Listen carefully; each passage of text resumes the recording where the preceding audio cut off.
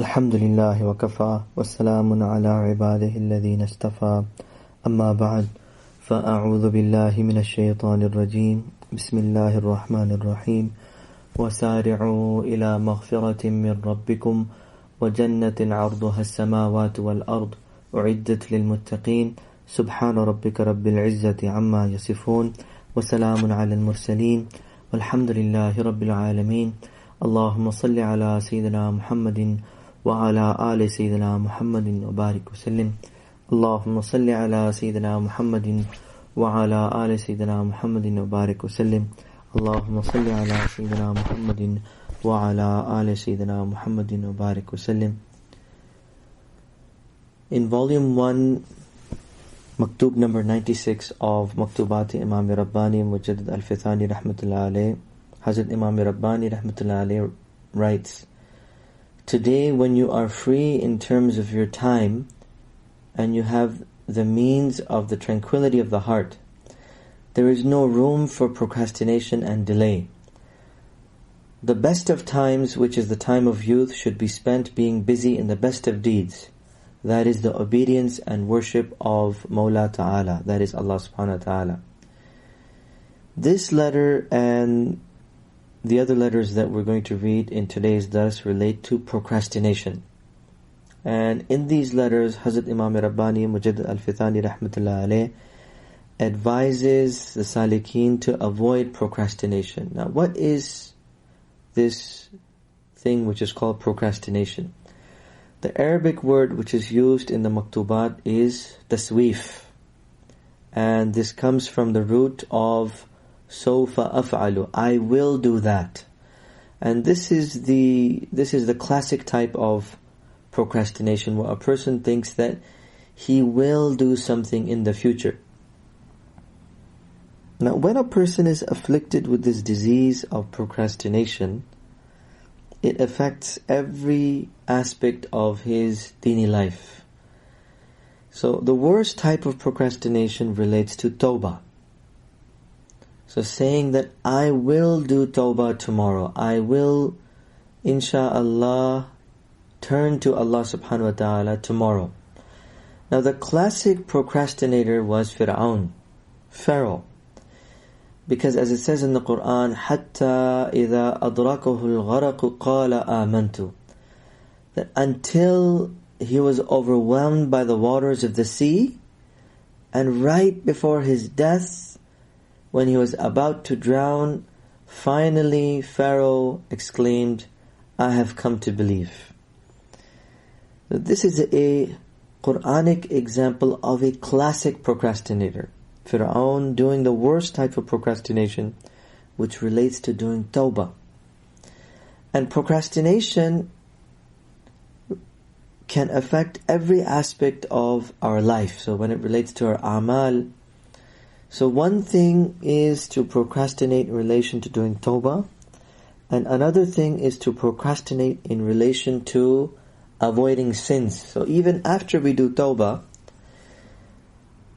the deception that we fall into is we say, I will start praying on time from tomorrow, or I will leave movies tomorrow, or I will, inshallah, leave my internet habit from next week. Or just say, just one more look, and then inshallah I'll start lowering my gaze.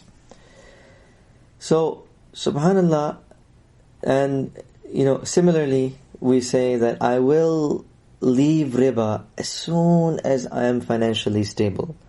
I will start to make my appearance to be more in accordance with the sunnah of the Prophet ﷺ once I become married, or once I become stable in my job. So these are the various types of procrastination, the various types of excuses that we use. Now, some of us have also done tawbah, we start leaving sins, but because of this habit of procrastination, we don't become regular in our adhkar. So we say, I will start doing my mu'amalat from tomorrow. I will become a dhakir from tomorrow. Inshallah, I will start doing the masnoon du'as from next week. Many of us have prayers, namaz that we didn't do previously, qada that we have to make up, and similarly with fasts that we missed. And we keep delaying this, and we say, I will make up my qaza namaz, inshallah, starting next week. I'll start making up my fasts from next week.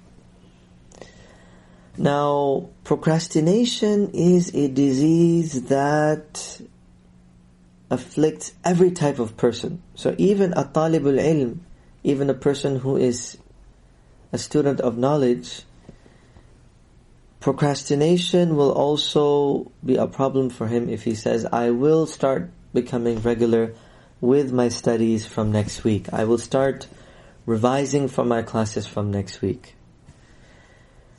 Now, in volume 1, Maktub 134, Hazrat Imam Rabbani Mujaddid Al-Fithani Rahmatullah Alayhi says that time is a sword that cuts.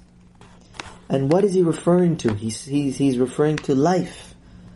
Al-waqtu sayfun qati'un.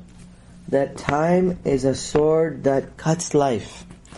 And then he says that we don't know whether we'll have an opportunity until tomorrow.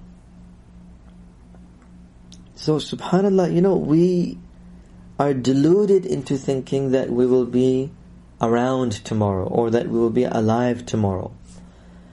But what's actually required is for us to act now in relation to our a'mal. Going back to the text of the Maktub, Hazrat Imam Rabbani Mujaddid Al-Fithani Rahmatullah Alayhi says, important tasks should be completed today, and unimportant tasks should be delayed until tomorrow. This is necessitated by one's intellect, not only as it applies to this life, but also as it applies to one's hereafter. Now, here, Hazrat Imam Rabbani Mujaddid Al-Fithani Rahmatullah Alayhi is giving an ishara that procrastination affects our dunyawi life, and it also affects our dini life. And most probably, if you are procrastinating in relation to your dunyawi life, you are also a procrastinator in relation to your dini life. And if you are a procrastinator in relation to your dini life, then most probably you are also a procrastinator in relation to your dunyawi life. Because it's a disease, it's a bad habit which afflicts somebody and affects every aspect of their life. But procrastination in relation to dunyawi matters is not as bad as procrastination in relation to dini matters. And here in this maktub, Hazrat Imam Rabbani Mujaddid Al-Fithani Rahmatullah Alayhi says, important tasks should be completed today, and unimportant tasks should be delayed until tomorrow. Now in another maktub number 133 in volume 1, which is the maktub right before this one, Hazrat Imam Rabbani Mujaddid Al-Fithani Rahmatullah Alayhi explains this in a different way. He says that if you must delay something, then delay those useless acts in relation to your dunyawi life instead of procrastinating in relation to amal that relate to your akhirah. So one type of procrastination is that we say, Sawfa af'alu, I will do that in the future. So you put off beginning a task which is beneficial for your akhirah for another day, for tomorrow, or for next week, or for next month, or for the next hour. Another type of procrastination is that you begin to do tasks that are less in priority from a dini perspective, and instead you start doing tasks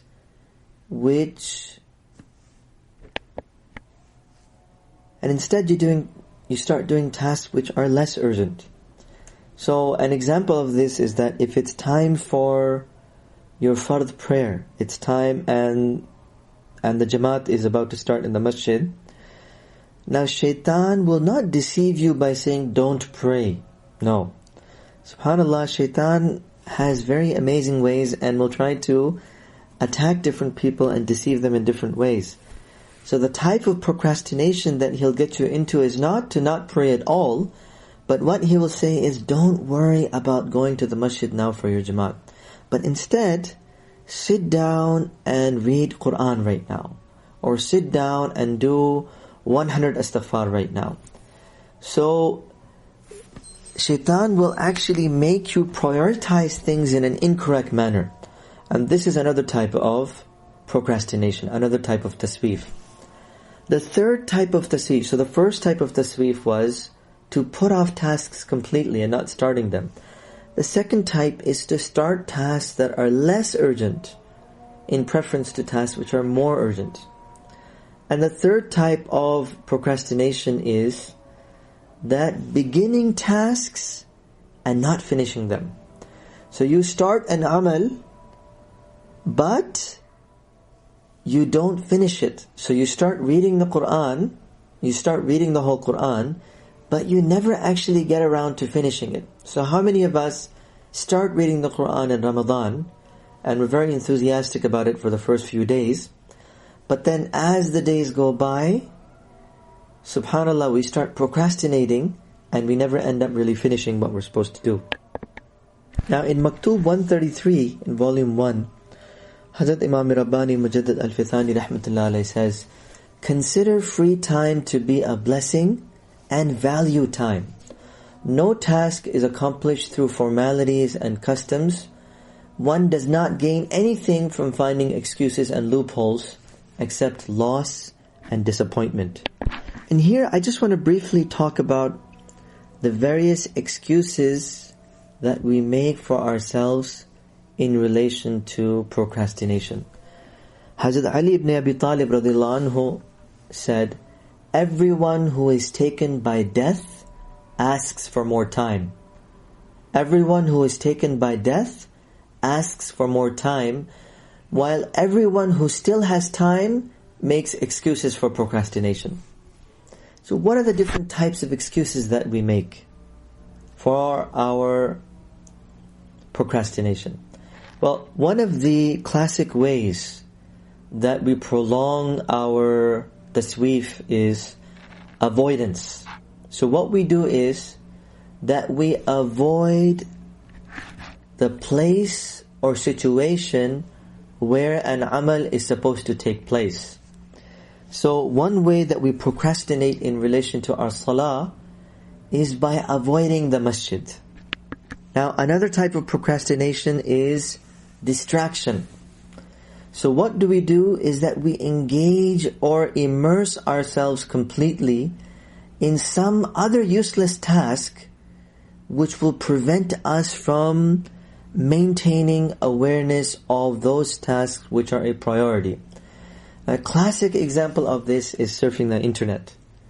Is that where we know that there is something which is higher in priority that we need to get done, but what do is that we prevent ourselves from being aware of the priority that Allah subhanahu wa ta'ala has put for us by becoming immersed in engaging in something which is absolutely useless. So for example, video games, or playing your favorite game on the iPad, or by surfing the internet when there's no need to surf the internet.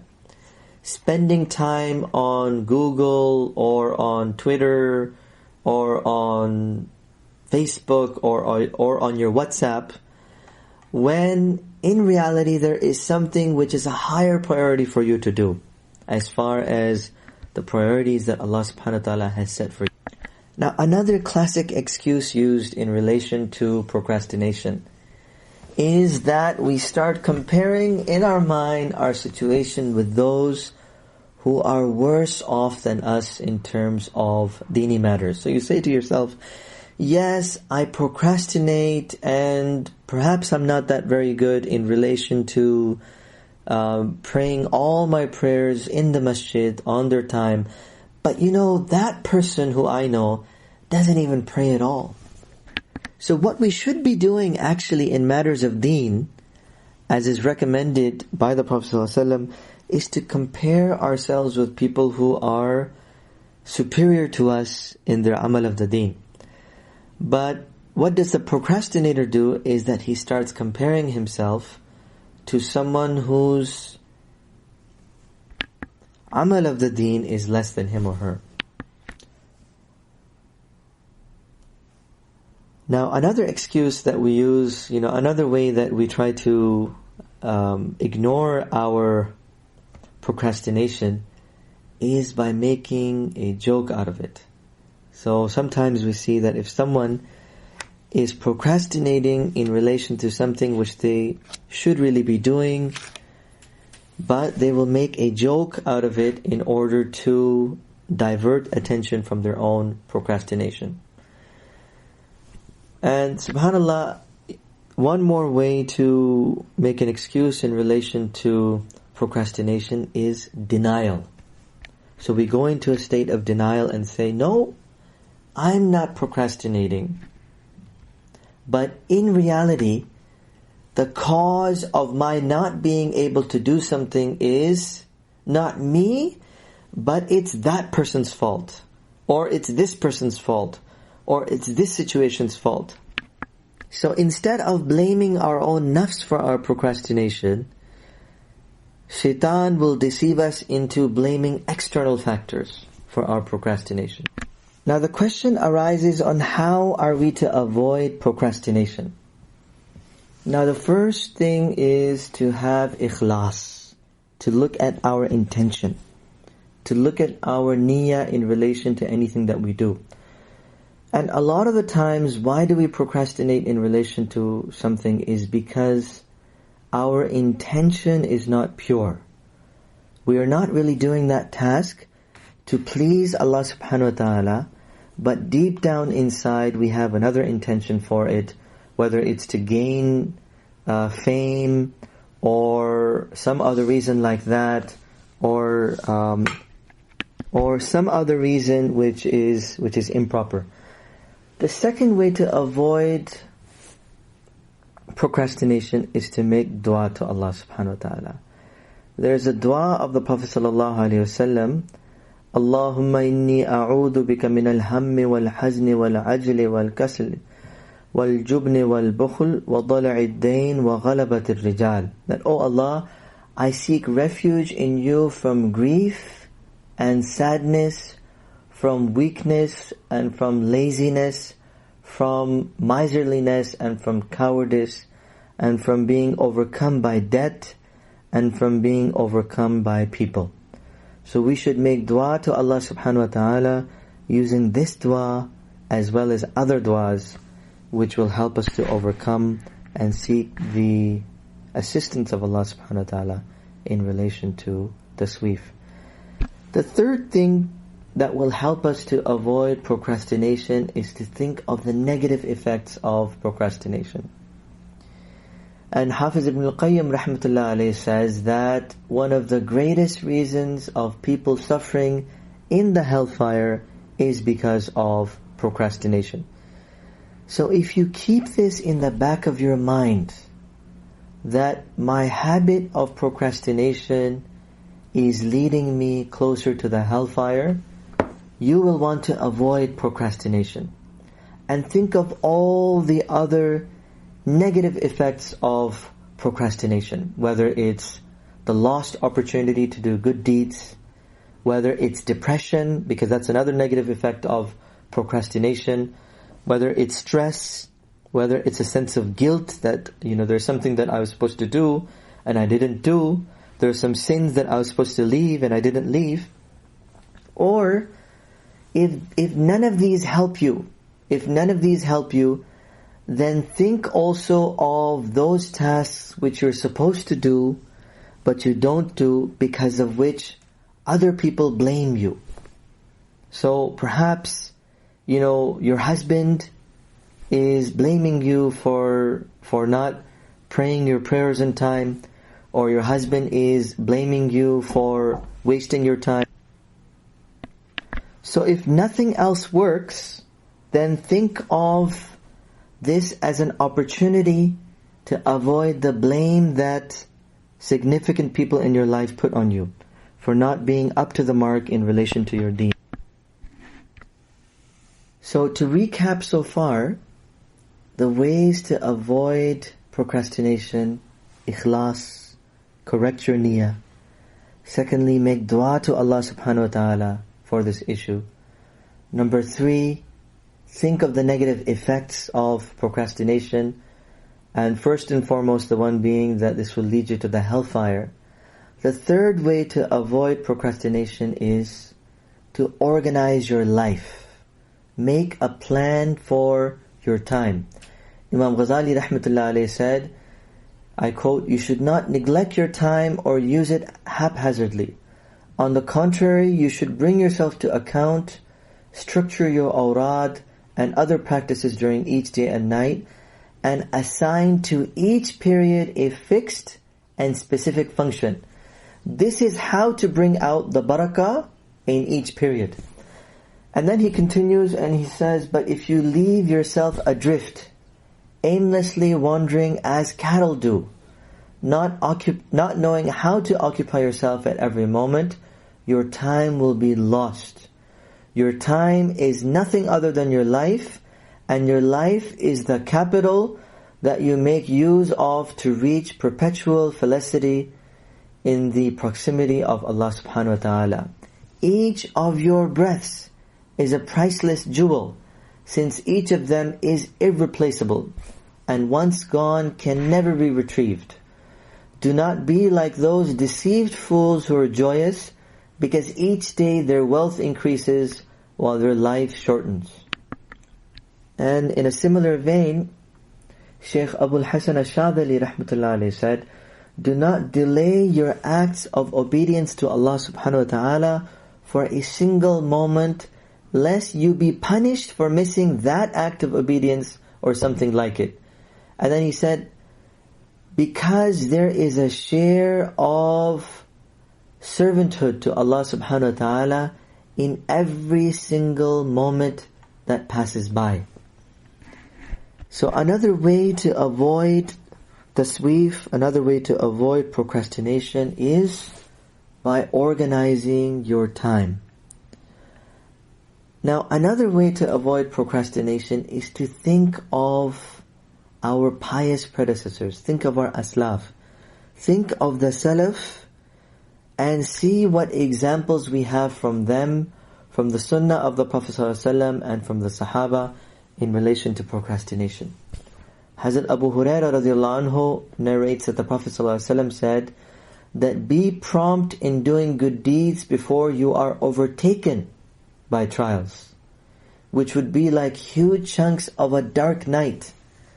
So subhanAllah, we have a clear prophetic injunction to be prompt in doing our good deeds.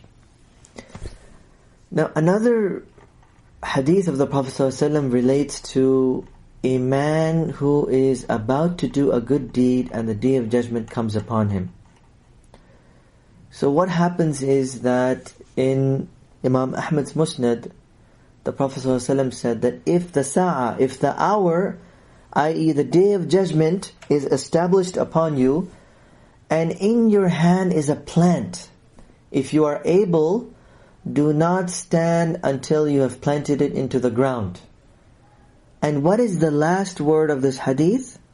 The Prophet ﷺ says, فَلْيَفْعَلْ. So at the end of this hadith, the Prophet ﷺ says, فَلْيَفْعَلْ, which means then do it. The lesson here from the Prophet ﷺ is that if the deed is a virtuous deed, do not procrastinate. Even if the day of judgment is standing upon your head, فَلْيَفْعَلْ, then just do the deed. Now this فَلْيَفْعَلْ is something that the Sahaba inculcated in their own lives. So we have the example of the Sahabi who gave away his garden for the sake of Allah subhanahu wa ta'ala. Now, after he made sadaqah of the garden, did he procrastinate? No. In fact, he went immediately to the garden, And without even entering the garden, from outside the garden, he called his wife and he called his children out. And he told them to leave the garden and to come out of the garden, because the garden was no longer theirs. Another example that we have is from the life of Hazrat Imam Rabbani Mujaddid Al-Fithani Rahmatullah Alayhi himself, whose maktubat we are reading right now. One day, Hazrat Imam Rabbani Mujaddid Al-Fithani Rahmatullah Alayhi went into the bathroom, but after a short while he knocked on the door of the bathroom to call his khadim. And the khadim came running thinking that his shaykh must have forgotten water or clothing or something else that he needed. But Hazrat Imam Rabbani Mujaddid Al-Fithani Rahmatullah Alayhi opened the door a little bit and then gave his shirt to his khadim and said, "Deliver this shirt to so-and-so as a gift." And the khadim was very surprised and he said, "Ya Shaykh, perhaps you could have asked me to do this once you'd come out of the bathroom. Why did you put yourself into so much trouble?" And Hazrat Imam Rabbani Mujaddid Al-Fithani Rahmatullah Alayhi replied, "Giving my shirt to that poor person as a gift crossed my mind while I was in the bathroom. And I was afraid that if I made tasweef, which is procrastination, I was afraid that if I procrastinated until I got out of the bathroom, then shaitan would probably give me an evil suggestion, a waswasa, so that I would give up doing this pious deed." So, subhanallah, look at those people who are kamilin, like Hazrat Imam Rabbani Mujaddid Al-Fithani Rahmatullah Alayhi, and look at the extreme to which they go in relation to avoiding procrastination. And as we see also from the lives of the Sahaba, this is clearly a teaching from the Sunnah of the Prophet ﷺ. And similarly, we've seen this in the life of our Shaykh as well, that in my life, if there's one person who I have seen never, ever, ever, ever procrastinating, it's our Shaykh. In fact, he has this beautiful habit that whatever he needs to get done, he will do it immediately. And he'll always advise us to avoid delaying things that can be done today. So not to leave for tomorrow something that could have been done yesterday. And this leads me to the next point.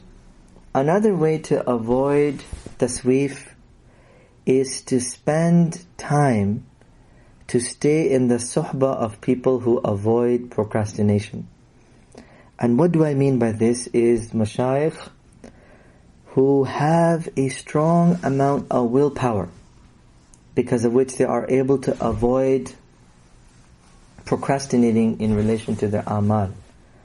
So the more time that we spend in the suhbah of these kamilin, the more we will able to take this beautiful quality from them and have it transferred to us. And this is why suhbah is very, very important, because when you spend time in the company of somebody, the good qualities that are in that person become transferred to you.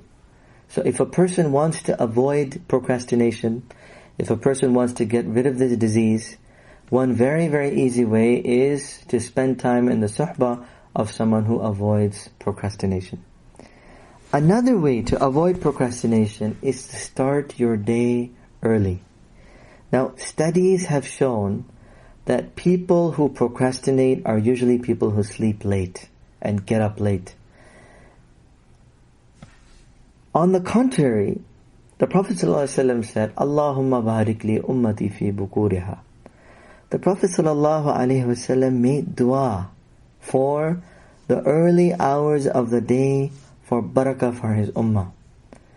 So there is a lot of benefit in obeying this hadith, in obeying this sunnah of the Prophet ﷺ, to have an early start to our day. And if you start early in the day, it'll be more difficult for you to procrastinate, because you get more of your things done earlier in the day. One more way to avoid procrastination is to avoid sins. What happens is that when we sin, and we sin, and we sin, and we darken our hearts, the darkening of the hearts leads to procrastination. Why? Because we are not in tune with our spiritual self. When you darken your heart because of sinning, you will not be in tune with your spiritual self, and this will lead you to procrastination. This will lead you to tasweef. And if your hearts were not darkened, we would rush to do good deeds. So, the way to avoid procrastination is to avoid a life of sin. Similarly, the more dhikr you do, the more you make your heart enlightened with the nur of dhikr, the easier it will be for you to avoid procrastination. Because when your heart is not darkened with sins, and your heart is enlightened with the nur of dhikr, then you will want to hurry up. You will want to rush to do good deeds.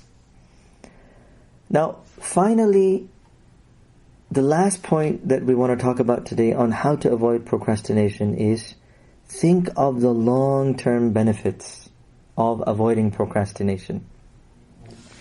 Now I'm going to read again the ayah that we read in the beginning of this talk, which was أعوذ بالله من الشيطان الرجيم وسارعوا إلى مغفرة من ربكم وجنة عرضها السماوات والأرض أعدت للمتقين.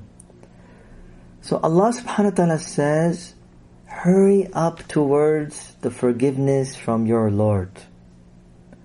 So first of all, Allah subhanahu wa ta'ala is telling us in this ayah to avoid procrastination. How? Because how are you going to hurry towards the forgiveness of your Lord? By turning your whole being, by turning your whole life towards Allah subhanahu wa ta'ala. But then subhanAllah, look at what Allah subhanahu wa ta'ala said next. We just talked about thinking of the long-term benefits. So for this life, Allah subhanahu wa ta'ala is telling us to hurry towards the forgiveness from your Lord. وَسَارِعُوا إِلَى مَغْفِرَةٍ مِّن رَبِّكُمْ. But then immediately after that, Allah subhanahu wa ta'ala says, and hurry towards a garden whose width is that of the heavens and the earth, وَجَنَّةٍ عَرْضُهَا السَّمَاوَاتُ وَالْأَرْضِ. So subhanallah, not only is Allah subhanahu wa ta'ala ordering us to hasten to do acts which will lead to the forgiveness of Allah subhanahu wa ta'ala, but Allah subhanahu wa ta'ala is also telling us of the long-term benefits of this. Hastening towards forgiveness, which is what? Which is a garden whose width is that of the heavens and of the earth. So we ask Allah subhanahu wa ta'ala to enable us to adopt this Quranic teaching of hastening towards the forgiveness of Allah subhanahu wa ta'ala. And we ask Allah subhanahu wa ta'ala to help us to avoid procrastination and anything that leads to procrastination. We ask Allah subhanahu wa ta'ala that if we have procrastinated in the past, that Allah subhanahu wa ta'ala forgive us for that. And we ask Allah subhanahu wa ta'ala to help us avoid procrastination in relation to tawbah, in relation to leaving sins, in relation to our a'mal, in relation to following the sunnahs of the Prophet ﷺ, in relation to become regular in our mu'amalat, in relation to become a person of dhikr, in relation to become a talibul ilm. And we ask Allah subhanahu wa ta'ala that if we procrastinated in the past, all the negative effects of that procrastination, whether it's a darkening of our hearts or it's the inculcation of bad habits, we ask Allah subhanahu wa ta'ala out of His infinite mercy to remove those negative effects from our hearts. وآخر دعوانا أن الحمد لله رب العالمين.